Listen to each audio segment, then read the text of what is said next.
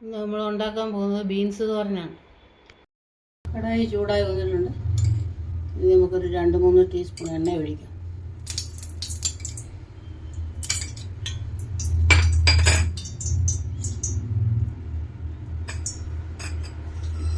കടുകിടാം.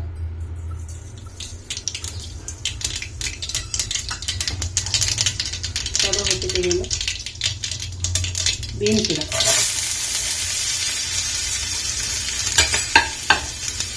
ബീൻസിട്ട് നമ്മൾ ഇളക്കണം. ഇങ്ങനെ 1-1.5 മിനിറ്റ് വാടണം. ബീൻസിന് നല്ല വേവുള്ളത്, അത് ഇങ്ങനെ വാടിയിട്ട് വെള്ളം ഒഴിച്ചാൽ പെട്ടെന്ന് കഴിയും. ബീൻസ് ഒന്ന് വാടി വന്നിട്ടുണ്ട്. നമുക്ക് ഈ ഉള്ളി അങ്ങോട്ടിടാം. പച്ചമുളക് കൂടി ഇങ്ങോട്ടിടാം. ഇട്ട് ഒന്നുകൂടി ഇളക്കണം.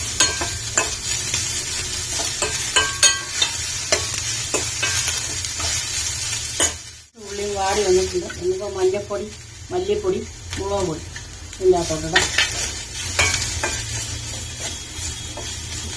2 അല്ലി വെളുത്തുള്ളി ചേർക്കണം. തേങ്ങായും കൂടെ ഇടാം. ശകലം ഉപ്പിടാം. 1/4 ടീസ്പൂൺ ഉപ്പിടാം. ഇനി നമുക്ക് കുറച്ച് വെള്ളം ഒഴിച്ച് വേവിക്കാം. 2-3 മിനിറ്റ് വേവുണ്ട് ബീൻസിന്. ഒന്ന് അടച്ചു വെക്കാം. ബീൻസ് പകുതി വേഗമായി. അത് കരിയാക്കലയും കൂടെ ഇടാം. ഒന്നുകൂടെ നമുക്ക് അടച്ചു വെക്കാം. വേവാം.